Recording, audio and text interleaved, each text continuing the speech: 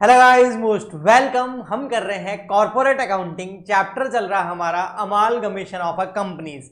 इस चैप्टर के अंदर आज हम न्यूमेरिकल क्वेश्चन करने वाले हैं। देखो, अमालगमेशन ऑफ कंपनी में आपको पता है दो तरह की कंपनी होती है। एक होती है हमारी transferor company,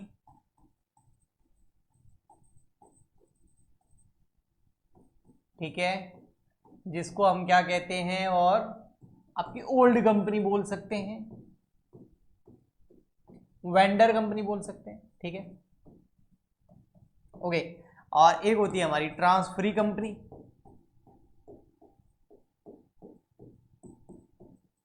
numerical question start करने से पहले ये बहुत जरूरी है, जिसको हम न्यू कंपनी या परचेजर कंपनी बोल सकते हैं, ठीक है।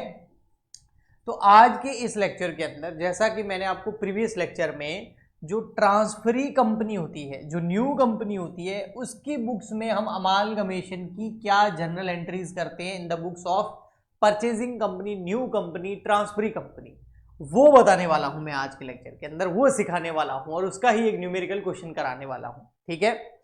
तो जनरल एंट्रीज बनाना, अच्छा, इसमें दो मेथड थे, एक था मर्जर, है ना, और एक था हमारा परचेज।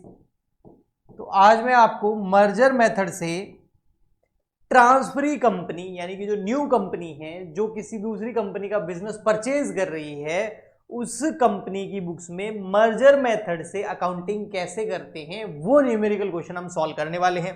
ये रहा क्वेश्चन आपके सामने। यहां आप देखोगे तो दो तरह की कंपनी है, आपको दिख रहा होगा साफ साफ। थोड़ा सा बड़ा कर देता हूं ताकि और अच्छे से दिख जाए, ठीक है, ओके जी। हाँ, अब यहां देखो क्या है। एक तो है the balance sheet of a Ram Limited and Shankar Limited as on 31 March 2016 are as follows. आपको दोनों की बैलेंस शीट दे रखी है, एक राम लिमिटेड की, शंकर लिमिटेड की, ओके। ये राम लिमिटेड की लायबिलिटीज, ये शंकर लिमिटेड की लायबिलिटीज, ये राम लिमिटेड की एसेट्स और ये शंकर लिमिटेड की एसेट्स। फटाफट अगर बताऊं तो प्रेफरेंस शेयर भी है, इक्विटी शेयर भी है, कैपिटल रिडम्पशन रिजर्व है, रिवॉल्यूशन रिजर्व है, कैपिटल रिजर्व है, इन्वेस्टमेंट रिजर्व है, एक्सपोर्ट प्रॉफिट रिजर्व भी दे रखा है, डिबेंचर रिडम्पशन रिजर्व भी दे रखा है, जनरल रिजर्व भी दे रखा है, पीएनएल भी दे रखा है आपको। और इसके बाद में कुछ लायबिलिटीज दे रखी है, उसमें 8% डिबेंचर्स ऑफ 100 ईच, ये लायबिलिटी है आपकी, लॉन्ग टर्म लायबिलिटी बोलते हैं इसको, और करंट लायबिलिटी भी आपको दे रखी है, ठीक है। एसेट साइड में अगर देखें तो आपको building, plant and machinery, furniture, investment, stocks, debtor और कैसेट बैंक दे रखा है। एग्जाम में जरूरी नहीं है कि आपको ऐसी बैलेंस शीट दे, इसकी जगह आपको एज पर कंपनीज एक्ट 2013 के शेड्यूल नंबर 3 के अंदर जो बैलेंस शीट का फॉर्मेट दे रखा है वो भी दे सकते हैं। बट हमको डरने की कोई जरूरत नहीं है, हम आराम से क्वेश्चन को सॉल्व कर सकते हैं, चाहे वो बैलेंस शीट दे रखी हो या ये दे रखी हो, क्योंकि उसके अंदर चीजें तो सारी यही होती है, ओके जी। हाँ, अगर क्वेश्चन बोलता है भाई न्यू बैलेंस शीट भी बनानी है आफ्टर अमालगमेशन, तो फिर आप ऐसी बैलेंस शीट में नहीं बनाएंगे। हम कंपनीज एक्ट 2013 की शेड्यूल नंबर 3 के अंदर जो बैलेंस शीट का फॉर्मेट दे रखा है वैसे बनाएंगे, और वो फॉर्मेट मैंने इस यूट्यूब चैनल पे अच्छे से समझा रखा है। एक लेक्चर मैंने बैलेंस शीट के ऊपर भी अपलोड कर रखा है हमारी इसी कॉर्पोरेट अकाउंटिंग के जो ये कोर्स चल रहा है इसके अंदर ही, ओके। अभी अब तक हमें पता नहीं चल रहा है कि कौन सी जो है ट्रांसफरर कंपनी है, कौन सी ट्रांसफरी कंपनी है, कौन सी न्यू है, कौन सी ओल्ड है, चलिए कौन सी वेंडर है, कौन सी सेलिंग है। अब यहां पढ़ेंगे तो जरूर कुछ पता चल सकता है, तो आइए क्वेश्चन पढ़ते हैं।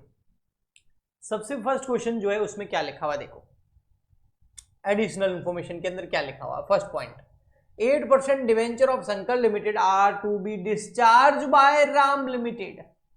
भाई शंकर लिमिटेड के डिवेंचर्स को कौन पे करेगा? राम लिमिटेड पे करेगा। इससे ही हमें क्लियर हो गया है, इससे ही हमें क्लियर हो गया है कि जो राम लिमिटेड है ना, ये होगी आपकी परचेजिंग कंपनी, या मैं आपको सिंपल रखने के लिए सिंपल बता देता हूं, ये आपकी होगी न्यू कंपनी जो बिजनेस परचेज कर रही है किसका?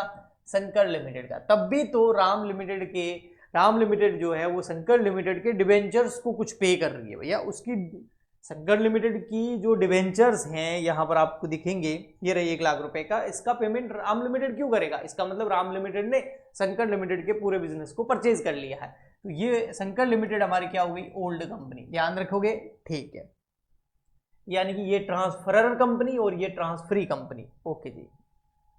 आगे बढ़ते हैं। अब हुआ क्या जो 8% डिबेंचर है शंकर लिमिटेड के, उनको डिस्चार्ज किया जाएगा राम लिमिटेड द्वारा, और राम लिमिटेड शंकर लिमिटेड के डिबेंचर होल्डर को क्या पे करेगा, कैश देगा? नहीं, bye issuing such number of its 10% debenture of 100 each, so as to maintain the same amount of interest। ये इन्वेस्ट नहीं है, इंटरेस्ट। देखो मैं समझाता हूं ये क्या कह रहा है, तो आपको बेहतर समझ में आएगा। थोड़ा सा आपको यहां फोकस करना पड़ेगा। देखो शंकर लिमिटेड है, हाँ ये रही शंकर लिमिटेड, इसके डिवेंचर्स जो है वो कितने परसेंट वाले हैं? 8% वाले डिवेंचर है, किसके? शंकर के। ठीक है जी, हाँ बिल्कुल है। अब शंकर के जो 8% वाले डिवेंचर है, इसके ऊपर इंटरेस्ट कितना पे करती होगी शंकर लिमिटेड अपने डिवेंचर होल्डर को? क्योंकि जब भी कोई भी कंपनी डिवेंचर इशू करती है तो उसे ब्याज देना पड़ता है, इंटरेस्ट देना पड़ता है।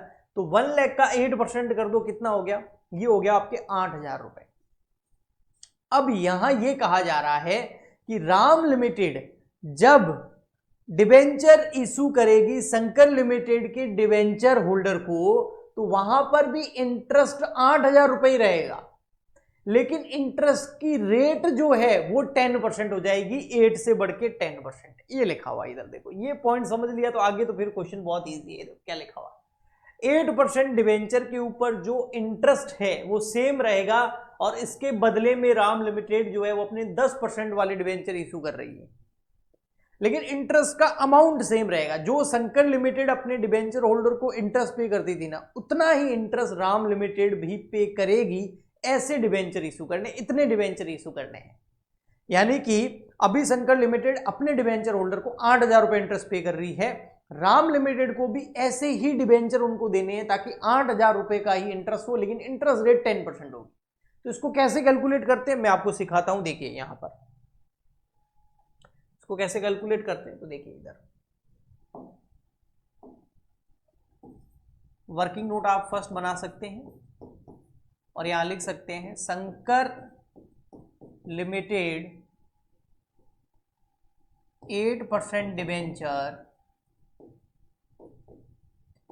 Discharged by Ram Limited issuing 10% debenture 10% debenture of 100 rupees each. चलो मैं बताता हूं क्या है। सबसे पहले आप एक चीज देखो, जो शंकर लिमिटेड है ना, हाँ शंकर लिमिटेड कितना इंटरेस्ट पे करती थी? इंटरेस्ट ऑन शंकर लिमिटेड अपने डिवेंचर के ऊपर। भाई इसके डिवेंचर कितने? 1 लाख रुपए के, और उस पर इंटरेस्ट ये कितना पे करती थी? 8%। जैसा कि मैंने आपको दिखाया, तो कितने हो गए? 8,000 रुपए। अब जो राम लिमिटेड इशू करेगी वो कैसे निकालेंगे? भाई कितने डिवेंचर इशू करेगी? शंकर लिमिटेड के डिवेंचर होल्डर को, क्योंकि शंकर लिमिटेड रहेगी नहीं तो उसके डिवेंचर्स तो कोई काम के रहेंगे नहीं, तो उनको नए डिवेंचर देनी पड़ेंगे। तो राम लिमिटेड अपने डिवेंचर उनको दे रही है, लेकिन 10% वाले दे रही है, लेकिन इंटरेस्ट का अमाउंट 8,000 ही होना चाहिए। तो कैसे करेंगे? देखो 8,000 जो है ना, हाँ ये किस इंटरेस्ट रेट के इक्वल होने चाहिए? 10% है तो 8 के है ना, ये 8% इंटरेस्ट है, लेकिन वो शंकर लिमिटेड पे करती थी। राम लिमिटेड कितना पे करेगी? 10%। तो यहां पर भी 8,000 जो है वो 10% के इक्वल है। आप ऐसा भी कर सकते हैं, 0.10 की जगह है ना, आप ऐसा भी कर सकते हैं। देखो यहाँ 10 लिख दो, यहाँ 100 से मल्टीप्लाई कर दो, तो ये पता कितना आएगा? 80,000 रुपये। सो 80,000 रुपए के डिवेंचर इशू किए जाएंगे राम लिमिटेड द्वारा शंकर लिमिटेड के डिवेंचर होल्डर को। अब 80,000 रुपए का आप 10% करके देखो, सेम अमाउंट आएगा 8,000। तो आपको ऐसे क्वेश्चन में क्या करना होता है, जो ट्रांसफरर कंपनी यानी कि ओल्ड कंपनी है उसका इंटरेस्ट कैलकुलेट कर दो उसके डिवेंचर होल्डर का, उस इंटरेस्ट अमाउंट को रखो, और नई कंपनी अपने डिवेंचर की इंटरेस्ट रेट क्या दे रही है? 10%। उसके नीचे 10 का डिवाइड करो, 100 से मल्टीप्लाई कर दो, यानी कि 8,000 10% के बराबर है, और 100% पे लाएंगे तो 80,000 आपका प्रिंसिपल अमाउंट आ गया। ये आ गए जो इतने अमाउंट के राम लिमिटेड शंकर लिमिटेड के डिवेंचर होल्डर को डिवेंचर इशू करेगी, और इसका आप 10% करके देखो कितना 8,000 ही आएगा ना, तो सेम इंटरेस्ट होगा। आई होप आपको अच्छे से समझ में आया होगा। ये जब हम डिवेंचर होल्डर को पेमेंट करेंगे तब ये एंट्री हमारे काम आएगी। अभी मैंने आपको वर्किंग नोट से समझा दिया। अब आते हैं सेकंड पॉइंट पर, preference share of the Shankar Limited are to be discharge by Ram Limited. Shankar limited के जो प्रेफरेंस शेयर है भाई, शंकर लिमिटेड के चाहे प्रेफरेंस हो चाहे इक्विटी शेयर होल्डर हो, उनको पेमेंट कौन करेगा? Ram limited, new company. अब उनको या तो अपने इक्विटी शेयर दे सकती है, अपने प्रेफरेंस शेयर दे सकती है, अपने डिवेंचर दे सकती है, या कैश भी दे सकती है। तो जो शंकर लिमिटेड के प्रेफरेंस शेयर होल्डर है ना, उनको राम लिमिटेड क्या इशू कर रही है? Issuing equivalent number of preference share 100 each eight 110 रुपए पर शेयर।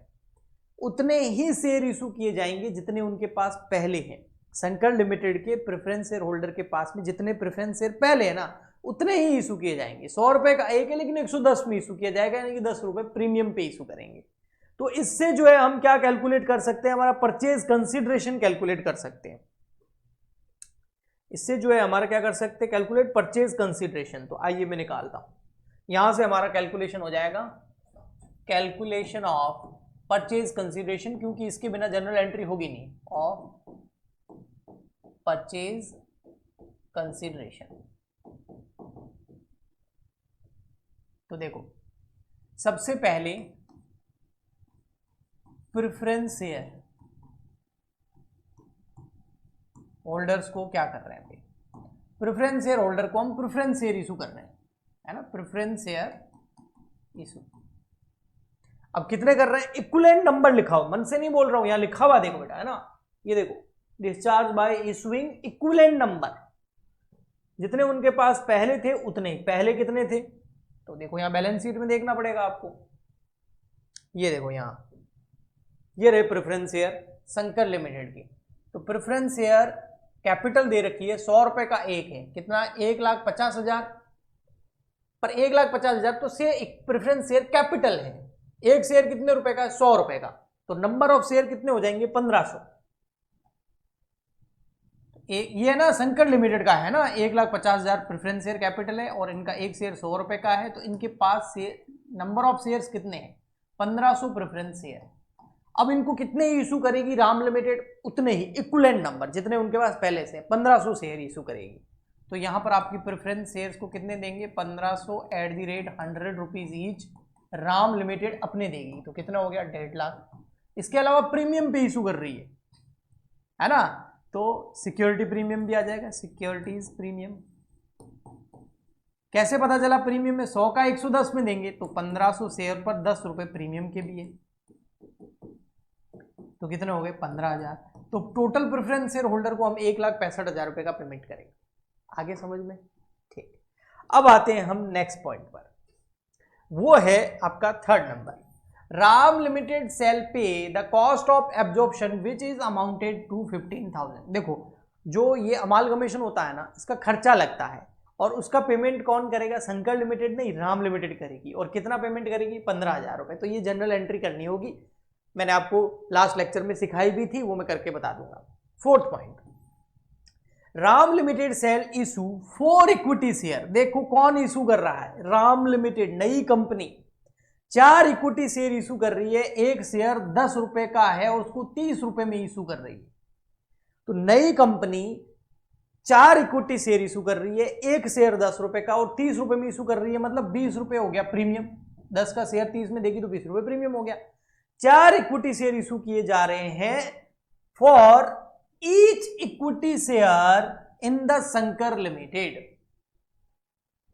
मतलब शंकर लिमिटेड में अगर किसी के पास में एक इक्विटी शेयर है तो शंकर लिमिटेड के एक इक्विटी शेयर पर 4 इक्विटी शेयर इशू करेगी राम लिमिटेड। मैं सिंपल लैंग्वेज में बताऊं तो सिंपल भाषा में यह है कि भैया शंकर लिमिटेड का अगर किसी भी शेयर होल्डर के पास में एक शेयर है तो राम लिमिटेड उसको एक के बदले में 4 शेयर इशू करेगी। ये तो सबसे पहले हमें पता करना होगा कि शंकर लिमिटेड में total number of equity share है कितने, और वो बहुत ईजी है, यहां देखना पड़ेगा।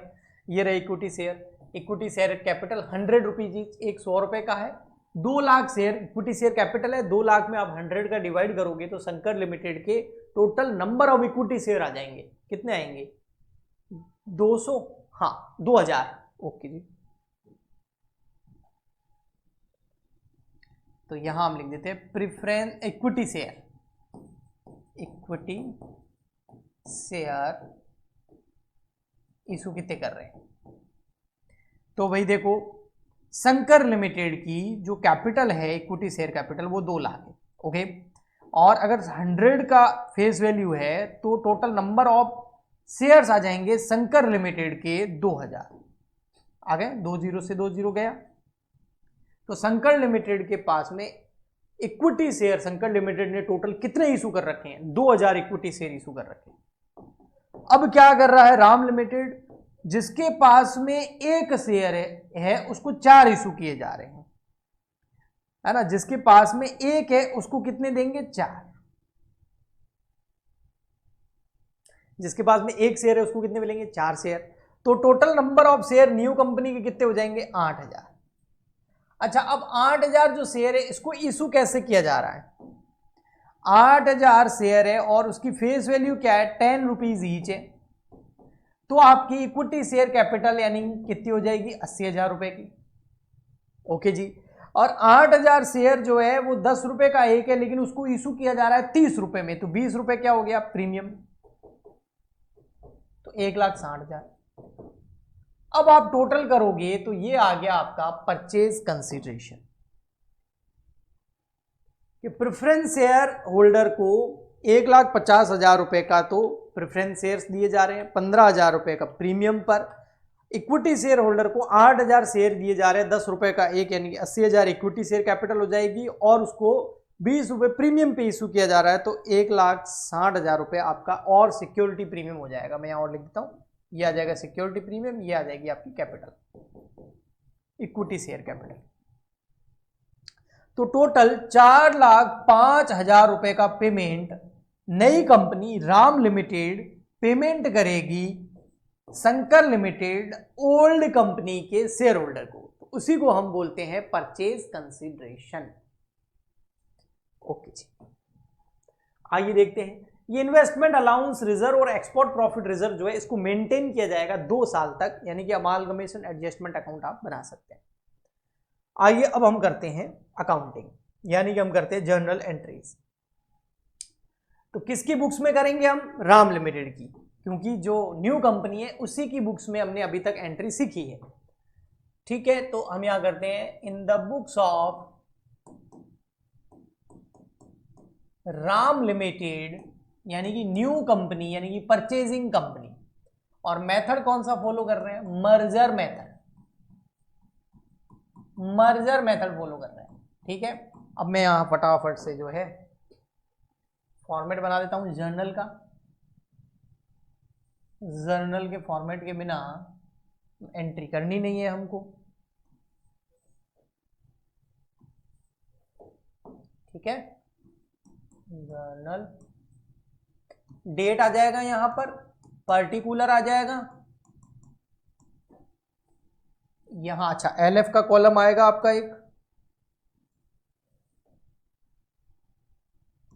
Laser folio, debit, credit. सबसे फर्स्ट एंट्री कर लेता हूं मैं। क्या करेंगे? Business merger account debit, business merger account debit to liquidation. कौन सी कंपनी का हो रहा है? Liquidation of Shankar Limited. और इस एंट्री में मैंने बोला था क्या लिखते हैं हम? पीसी, परचेज कंसीडरेशन लिखते हैं। और वो हमारा ये रहा, कितना आया था? अभी हमने कैलकुलेट किया 4,05,000 रुपए का, तो 4,05,000 रुपीज यहां आ जाएंगे। जो अमालगमेशन के क्वेश्चन है ना, ये थोड़े से लंबे चौड़े हैं, मतलब थोड़ा टाइम लगता है इन क्वेश्चंस को करने में, तो आपको थोड़ा पेशेंस भी रखना पड़ेगा, थोड़ा समझना पड़ेगा, उसके बाद में फिर जाके आप जो है इन क्वेश्चन को अच्छे से कर पाएंगे। कुछ क्वेश्चंस में आपको प्रैक्टिस लगेगी। सबसे फर्स्ट तो परचेज कंसीडरेशन निकालने की, और परचेज कंसीडरेशन में ओनली क्या लेंगे हम? जो ओल्ड कंपनी है, जैसे हमारे यहाँ शंकर लिमिटेड है, उसके शेयर होल्डर को क्या दे रहे हैं, चाहे वो इक्विटी शेयर होल्डर को दे रहे हैं, चाहे प्रेफरेंस शेयर होल्डर को दे रहे हैं, ओनली यही लेना है। वो हम हो सकता है कि इक्विटी को इक्विटी शेयर या प्रेफरेंस शेयर दे दे, या डिबेंचर दे दे, या प्रेफरेंस शेयर को प्रेफरेंस शेयर दे दे, इक्विटी शेयर दे दे, या डिबेंचर दे दे, या कैश भी दे दे। यहां पर सिंपल था, प्रेफरेंस को प्रेफरेंस, इक्विटी को इक्विटी, तो बढ़िया था। हाँ, एक डिबेंचर को डिबेंचर दे रहे थे, वो हम यहां नहीं लेंगे, क्योंकि डिबेंचर होल्डर तो एक्सटर्नल लायबिलिटी होती है। हमको इंटरनल जो लायबिलिटी है उनकी, जो शेयर होल्डर फंड है, उनको पेमेंट क्या कर रहे हैं वो डिपेंड करता है। तो उनको हम डिबेंचर दे सकते हैं। किनको? इक्विटी शेयर होल्डर को और प्रेफरेंस शेयर होल्डर को ऑफ ओल्ड कंपनी, उनको डिबेंचर दे सकते हैं। इस क्वेश्चन में नहीं दिया लेकिन दे सकते हैं। लेकिन डिबेंचर होल्डर को अगर डिबेंचर दे रहे हैं तो वो यहां नहीं आएगा परचेज कंसिडरेशन, वो अलग से एंट्री होगी। वो तो आप एक लायबिलिटी को पे कर रहे हैं। ओके जी, ठीक। मैं नरेशन नहीं लिखूंगा यहां पर, आप चाहो तो लिख सकते हो कि भाई यहां पर जो है एप्लीकेशन अमालगमेशन स्कीम जो है अप्रूव हो गई है और अमाउंट ड्यू हो गए हैं। हाँ, एंट्री नंबर आपकी जो सेकंड है ना वो फर्स्ट से बनेगी।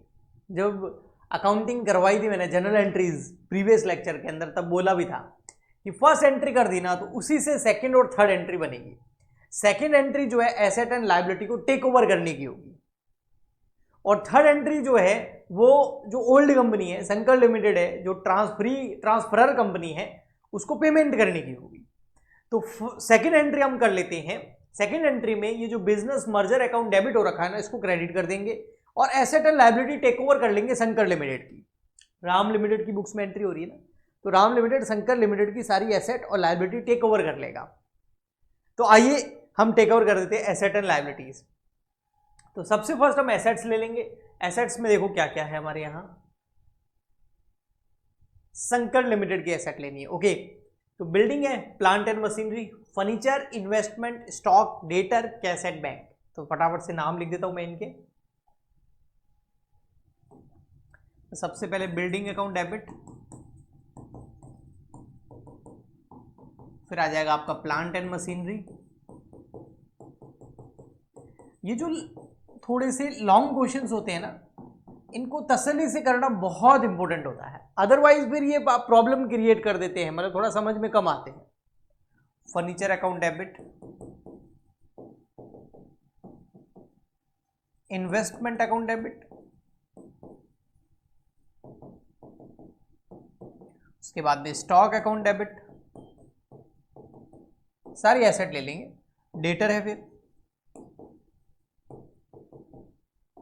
डेबिट, और cash and bank account debit या cash at bank account debit. ये सारी की सारी देखो एसेट्स इधर लिखी हुई है ना, ये रहा, यहीं से लिया है मैंने।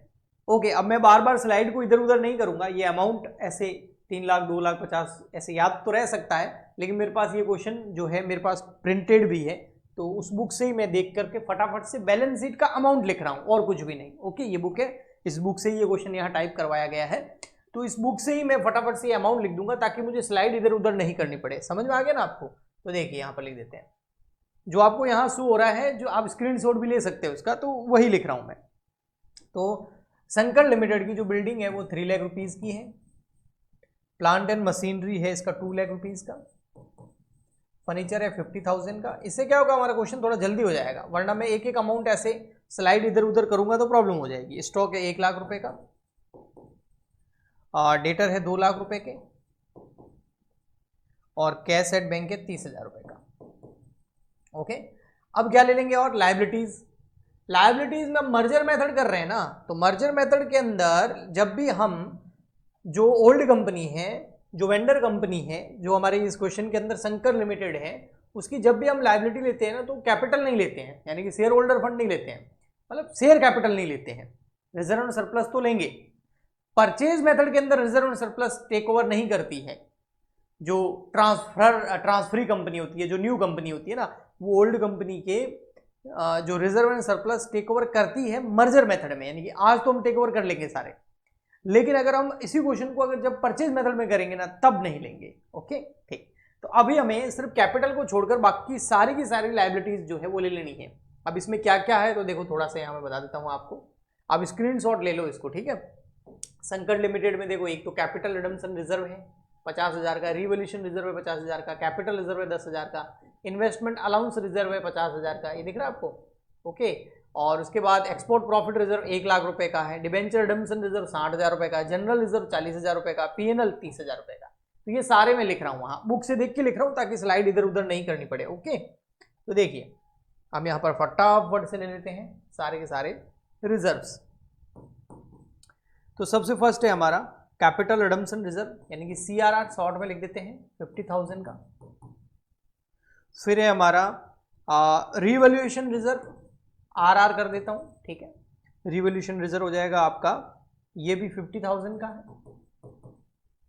फिर ले लेते हैं हम कैपिटल रिजर्व, यानी कि CR कर देता हूं, मैं शॉर्ट फॉर्म लिख रहा हूं ताकि जल्दी हो जाए, आप चाहे तो पूरा डिटेल में इनका नाम लिख सकते हैं, कोई मना नहीं है।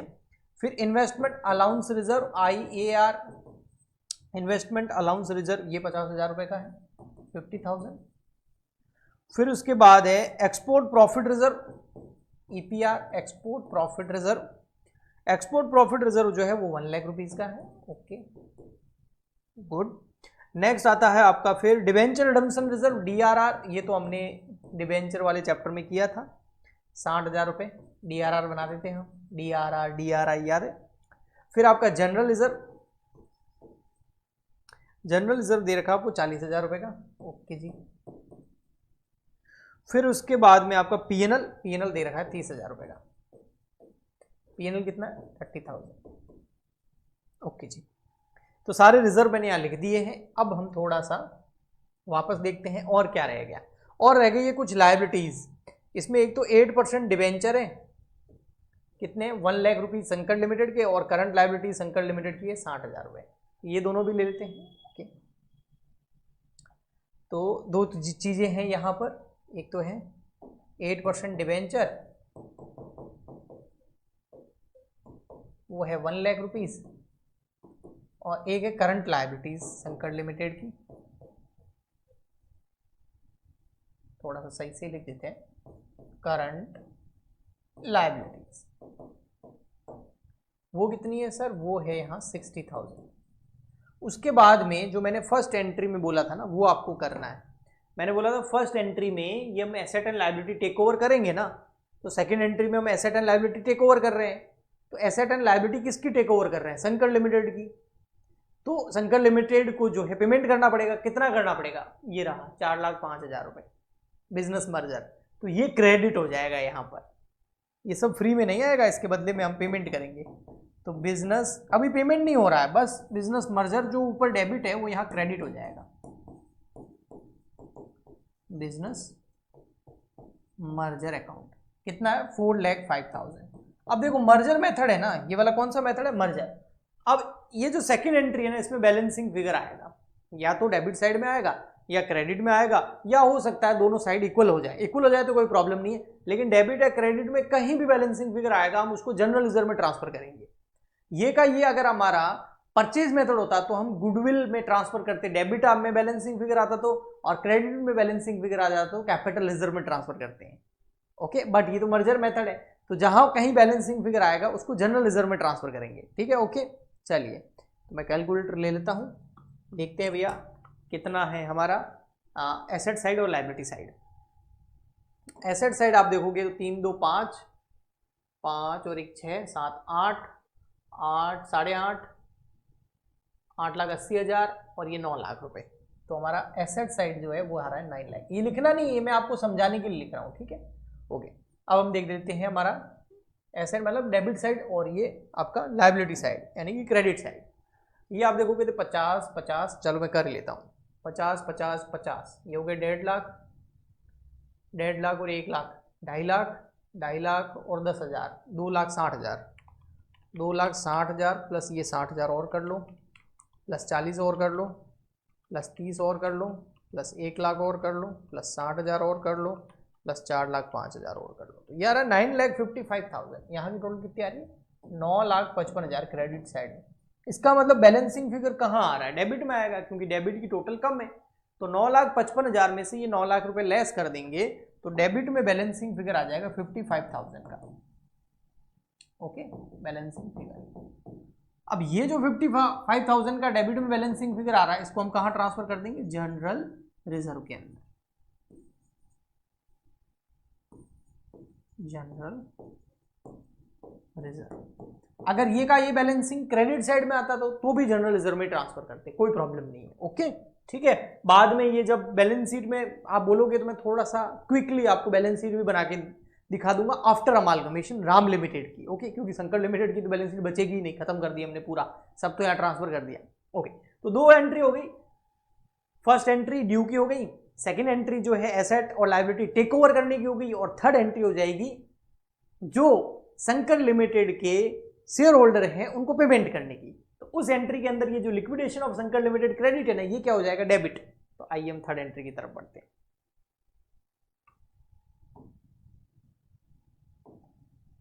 ये एंट्री हो गई आपकी second. Third main second entry होती है, उसके बाद में तो समझ में आ जाता है ना। ये देखो यहां पर third number entry, liquidation of Shankar limited, जो फर्स्ट एंट्री में हमने क्रेडिट कर रखा है उसको कर देंगे आप debit. Liquidation of Shankar limited account debit. कितने से क्रेडिट, कितने से किया था फर्स्ट एंट्री में, 4,05,000 से। तो डेबिट भी कितने से कर लेंगे, 4,05,000 से। आप बोलो तो मैं दिखा दूंगा, वैसे आपको याद होगा जो परचेज कंसिडरेशन है वो लिखा जाता है फर्स्ट एंट्री में। तो यहां आ जाएगा 4,05,000। अब क्या क्या दिया भैया इनको, ये देखो ये दिया था हमने शंकर लिमिटेड के शेयर।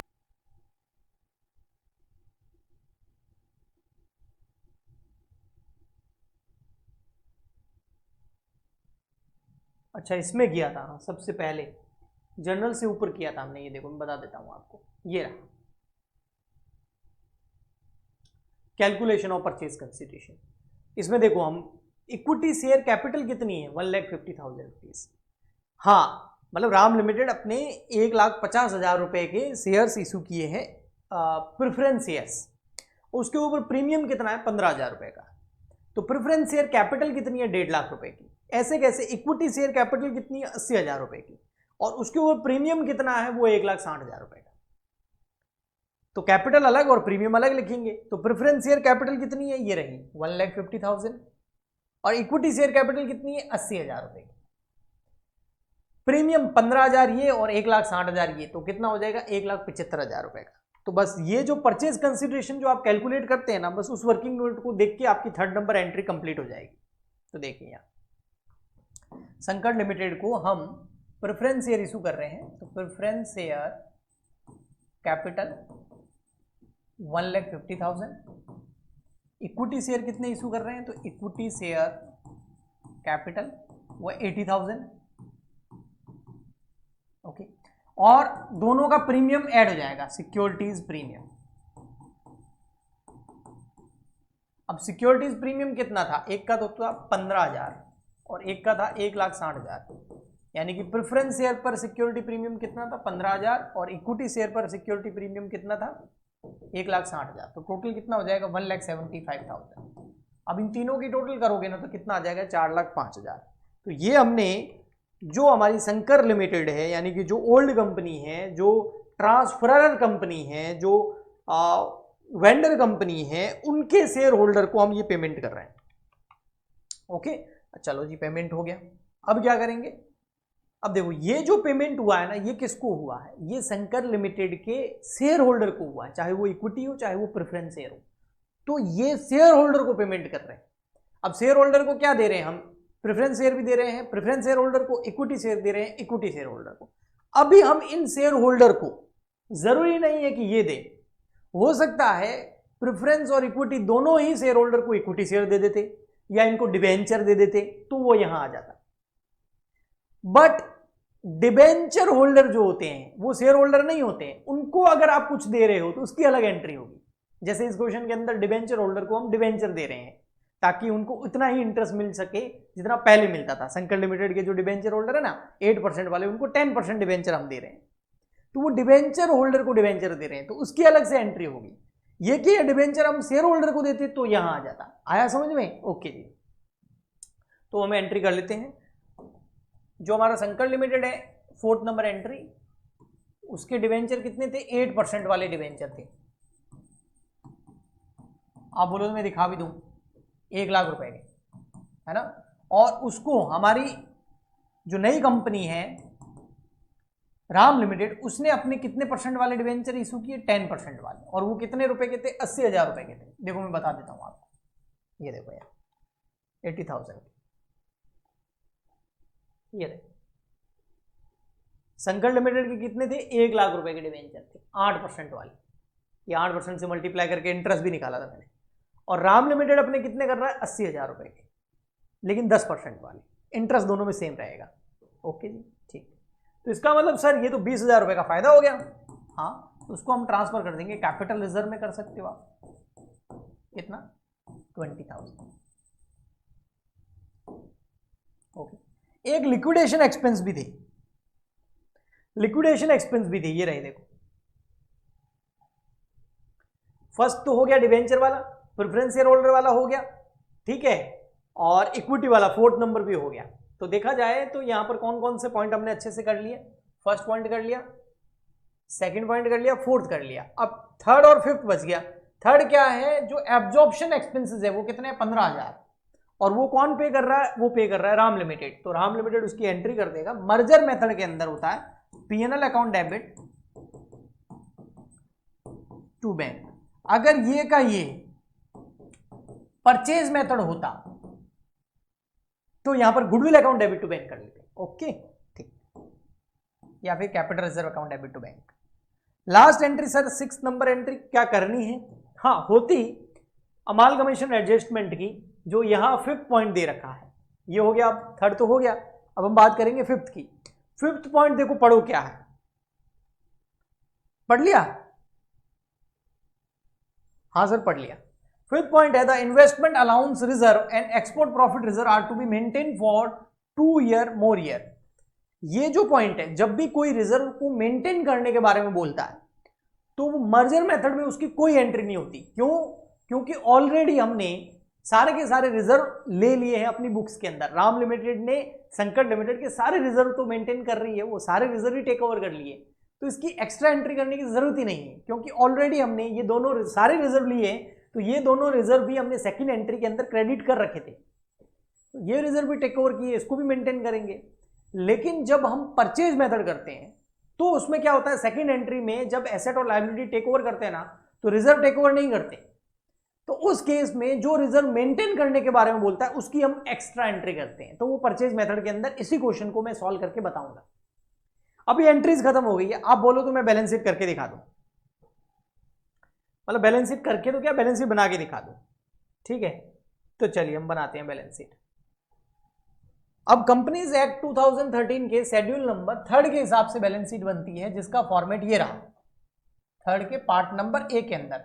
और ये फॉर्मेट मैंने अपने यहाँ समझा रखा है इस चैनल पर, कॉर्पोरेट अकाउंटिंग के इसी प्लेलिस्ट या इसी को जो कॉर्पोरेट अकाउंटिंग हम सब्जेक्ट कर रहे हैं, इसी में मैंने एक बीच में लेक्चर डाला था जिसमें बैलेंस शीट पूरी अच्छे से समझाई थी। ये है किसकी बैलेंस शीट, राम लिमिटेड की।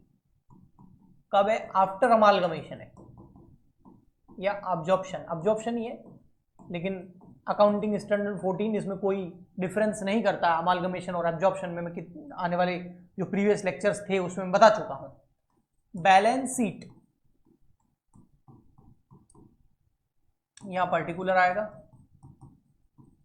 अब ध्यान से समझना थोड़ा सा, अब बहुत सारे नोट्स वगैरह मैं नहीं बताने वाला है ना, बहुत सारे नोट्स नहीं बनाऊंगा मैं सीधा सीधा अमाउंट कैलकुलेट करके लिखूंगा, तो आप थोड़ा फोकस करना। सबसे फर्स्ट हेड कौन सा होता है, इक्विटी एंड लायबिलिटी, ठीक है। इसके अंदर फर्स्ट कौन सा होता है, share holder fund. First number कौन सा होता है, शेयर होल्डर फंड। इसमें फर्स्ट होता है आपका ए नंबर, शेयर कैपिटल। अब शेयर कैपिटल में हम कौन सी लेंगे, इक्विटी और प्रेफरेंस दोनों लेंगे, ठीक है। राम लिमिटेड की और संकट लिमिटेड को जो शेयर इशू किए हैं, डायरेक्ट संकट लिमिटेड की मत ले लेना। तो राम लिमिटेड की देखो, राम लिमिटेड की जो आपकी प्रेफरेंस शेयर कैपिटल है कितनी, 1 लाख रुपए, इक्विटी शेयर कितनी है, 3 लाख रुपए, तो 1 और 3 कितने हो गए, 4 के। तो ये तो लिख दो फटाफट यहां, 4 लाख तो हो गई हमारी राम लिमिटेड की। अब संकर लिमिटेड की बैलेंस शीट से मत ले लेना। अगर बैलेंस शीट से ये ले लोगे ना, प्रेफरेंस शेयर कैपिटल और इक्विटी शेयर कैपिटल रॉन्ग हो जाएगी। ये संकर लिमिटेड की थी, ये तो खत्म कर दी, इसकी जगह हमने नए शेयर इशू किए हैं, तो वो लेने हैं। अब नए शेयर कहाँ है सर, ये रहे, देखो ये एंट्री बनाई थी, ये रहे। प्रेफरेंस शेयर कैपिटल कितना, 1,50,000 और इक्विटी शेयर कैपिटल कितना, 80,000। तो ये लेना है 150 और 80। तो 150 और 80 कितना हो जाएगा, 150 प्लस 80 230, 2,30,000। तो ये हो जाएगा 6,30,000, बस सिंपल। सेकंड नंबर आता है रिजर्व एंड सरप्लस।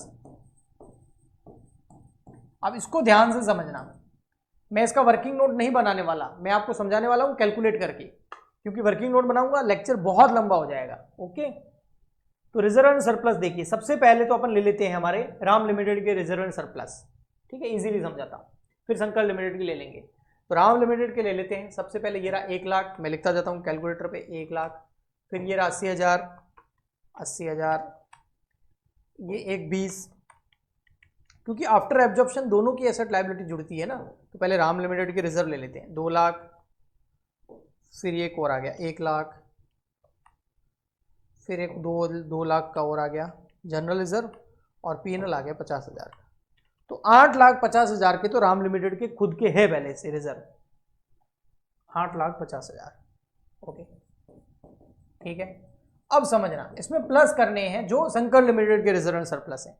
अब शंकर लिमिटेड के रिजर्व एंड सरप्लस कहां से सर, वो भी बैलेंस शीट से लेंगे? नहीं, शंकर लिमिटेड का जो भी लेना हमको एंट्रीज से लेना है। तो शंकर लिमिटेड के क्या क्या रिजर्व एंड सरप्लस हम ले रहे हैं, तो ये रहे, देखो ये ले रहे हैं हम, ये रहे, जोड़ दूं, चलो जोड़ देता हूं, 50,000, फिर 50,000 और, फिर 10,000, फिर 50,000, फिर 1 लाख, फिर 60,000 डिबेंचर रिडम्पशन रिजर्व, फिर जनरल रिजर्व 40,000 और पीएनएल 30,000। तो पीएनएल तक ही लेना, मैं ओनली रिजर्व की बात कर रहा हूं, डिबेंचर वगैरह मत लेना।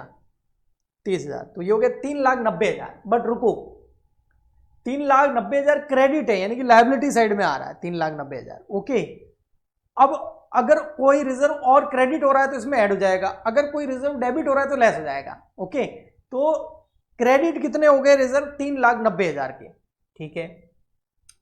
और देखो यहां पर कोई क्रेडिट हो रहा है, हाँ, ये सिक्योरिटी प्रीमियम, ये भी सिक्योरिटी प्रीमियम भी, ये भी क्या होगा, क्रेडिट हो रहा है, तो ये ऐड हो जाएगा। तो 3,90,000 में ये और ऐड कर दूंगा 1,75,000, तो हो गया टोटल 5,65,000। ओके, और देखो सर कोई रिजर्व क्रेडिट हो रहा है, हाँ ये रहा कैपिटल रिजर्व, और क्रेडिट हो गया 20,000 रुपए, तो ये 20,000 और ऐड हो जाएगा। तो 5,65,000 में 20,000 जोड़ेंगे तो 5,85,000 यानी 5,85,000 होगा। क्या कोई रिजर्व डेबिट हो रहा है? अगर डेबिट हो रहा है तो उसको लेस कर देंगे, ये रहा, हाँ ये जनरल रिजर्व डेबिट हो रहा है, कितने से? 55,000 से। तो अभी जो मैंने रिजर्व जोड़े हैं ना, उसमें से ये 55,000 लेस कर दूंगा, तो आ गया 5,30,000 रुपए, 5,30,000 रुपए। अच्छा, और कोई डेबिट हो रहा है? हाँ हो रहा है, ये और हो रहा है, ये देखो पीएनएल, पीएनएल भी तो एक रिजर्व ही होता है, ये भी डेबिट हो रहा है ना, हाँ, इसको भी लेस कर देंगे, 15,000 और लेस कर देंगे, तो 5,15,000 रुपए आ गया, 5,15,000। अब 8,50,000 में 5,15,000 जोड़ेंगे तो 13,65,000 रुपए आ गए, 13,65,000। ओके, अब ये तो हो गया हमारा share holder fund. Second number इसमें आता है एप्लीकेशन मनी पेंडिंग अलॉटमेंट, वो तो है नहीं, ठीक है, तो आप चाहो तो लिख लो ओनली, अगर आपको फॉर्मेट पता हो तो, application money received pending allotment. Okay, नहीं भी लिखोगे तो चलेगा। थर्ड नंबर आता है हमारा नॉन करंट लायबिलिटी। अब नॉन करंट लायबिलिटी में हमारे पास एक लायबिलिटी है, वो है लॉन्ग टर्म बोरोइंग, यस, यानी कि हमारे डिबेंचर। लॉन्ग टर्म बोरोइंग कितनी है? राम लिमिटेड की ले लो पहले। राम लिमिटेड के पास में लॉन्ग टर्म बोरोइंग यानी कि डिबेंचर है पहले से 1 लाख रुपए के। ओके, शंकर लिमिटेड के ये वाले मत लेना, शंकर लिमिटेड को राम लिमिटेड ने कितने इशू किए वो यहां आपको एंट्रीज में पता चलेगा, ये रहे देखो 80,000 रुपए। ओके, तो 1 लाख रुपए के राम लिमिटेड के खुद के और 80,000 रुपए के शंकर लिमिटेड को और इशू कर दिए, तो हमारे डिबेंचर लॉन्ग टर्म बोरोइंग में आते हैं 1,80,000। ओके सर, फिर आता हमारा fourth number current liability. Current liability में हेड वगैरह तो पता नहीं, लेकिन करंट लायबिलिटी दे रखी है, कितनी है ये देखो, ये रही यहां पर करंट लायबिलिटी कितनी है, 1,50,000 रुपए की राम लिमिटेड की खुद की, और शंकर लिमिटेड की इसने टेक ओवर कर ली थी, ये देखो कितनी टेक ओवर की थी, 60,000 रुपए। आया समझ में? तो टोटल कितनी हो जाएगी, 1,50,000 और 60,000, 1,50,000 प्लस 60,000, तो ये हो जाएगी आपकी 2,10,000। बस इतना ही है। अब आप लायबिलिटी साइड की टोटल कर लो फटाफट से। तो लायबिलिटी साइड है 6,30,000, 13,65,000, 1,80,000 और 2,10,000। ये हो गया 23,85,000। ओके, अब एसेट साइड में आ जाते हैं। ठीक है, बैलेंस शीट भी लायबिलिटी और एसेट दोनों साइड होती है ना, तो एक साइड से ओनली क्या होगा।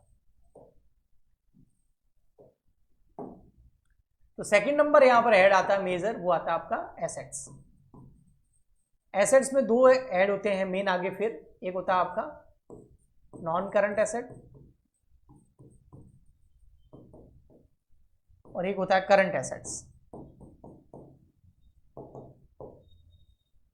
इसमें एक आता है आपका पीपी, प्रॉपर्टी प्लांट और इक्विपमेंट।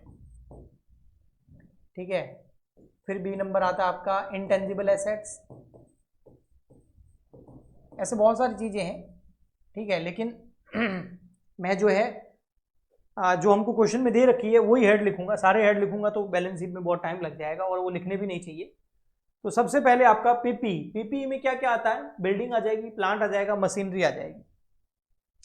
तो राम लिमिटेड की बिल्डिंग कितनी है, 5 लाख रुपए की। ओके, और प्लांट एंड मशीनरी कितना है, 3 लाख रुपए का। फर्नीचर भी कितना है, 1 लाख रुपए का। तो ये तीनों ही पीपी में आता है, प्रॉपर्टी प्लांट इक्विपमेंट के अंदर। देखो, प्रॉपर्टी होगी, प्लांट हो गया, इक्विपमेंट हो गया। तो 5 और 3 8 और 1 9 लाख रुपए। तो 9 लाख रुपए के तो राम लिमिटेड के खुद के पीपी हो गए, प्रॉपर्टी प्लांट इक्विपमेंट। और शंकर लिमिटेड के इसने कितने लिए, सारे लिए, जो बैलेंस शीट में लिखे हुए हैं वो पूरे लिए, चाहे एंट्री में देख लो चाहे बैलेंस शीट में देख लो। ये बैलेंस एसेट्स यहां पर भी देख सकते हो, ये देखो,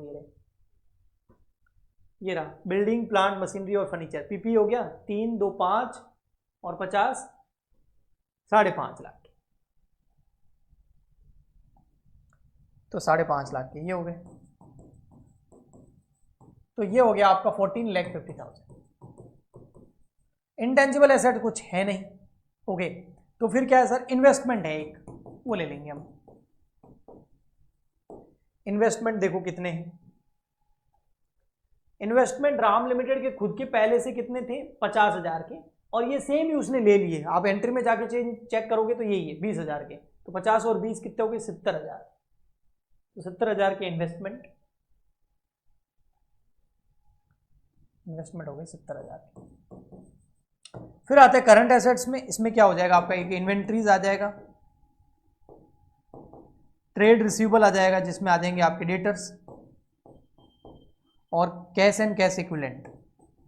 वैसे आता तो बहुत कुछ है, लेकिन हमको जो क्वेश्चन में दे रखा है हम ओनली वही लेंगे। तो इन्वेंट्रीज देख लेते हैं दोनों की।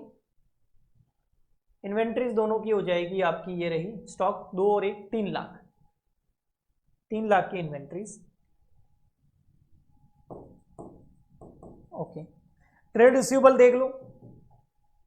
ट्रेड रिसीवेबल आप देखोगे ये रहा दोनों का, यानी कि डेटर, ट्रेड रिसीवेबल मतलब डेटर, 3 2 5 लाख,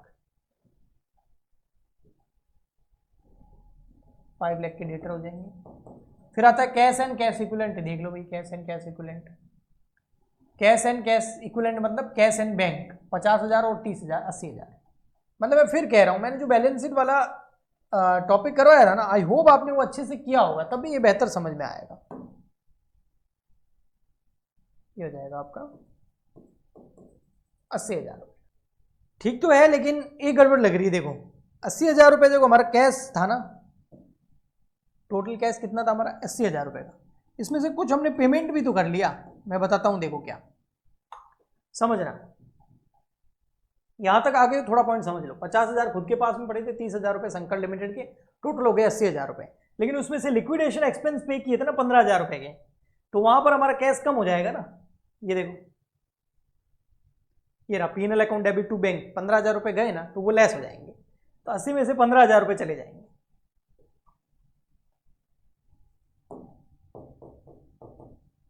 तो यहां आ जाएगा 65,000। आप इसकी टोटल करोगे तो ये आ जाएगा 23,85,000। तो लायबिलिटी और एसेट दोनों साइड की आ जाएगी बराबर। आप चाहो तो करके देख लो, स्क्रीनशॉट लेना है तो स्क्रीनशॉट ले लो, मैं तो कर रहा हूं। बिल्कुल 23,85,000। बैलेंस शीट में अगर आपको लग रहा है ना आपको प्रॉब्लम है, तो इसका मतलब आपको बैलेंस शीट अच्छे से आती नहीं है, तो उसका फॉर्मेट अच्छे से समझना जरूरी है, तब भी आज का लेक्चर बैलेंस शीट वाला भी समझ में आएगा। इसके अलावा अकाउंटिंग एंट्री तो आई होगी। नेक्स्ट लेक्चर के अंदर इस चैप्टर को आगे बढ़ाएंगे। आई होप आपको अच्छे से समझ में आ गया होगा। और अगर आप होमवर्क करना चाहते हैं तो इसी क्वेश्चन को एक बार परचेज मेथड से जरूर ट्राई करना, तो उससे आपको और बेहतर समझ में आएगा। मिलते हैं नेक्स्ट लेक्चर में। आज के लिए इतना ही, तब तक के लिए goodbye and thank you.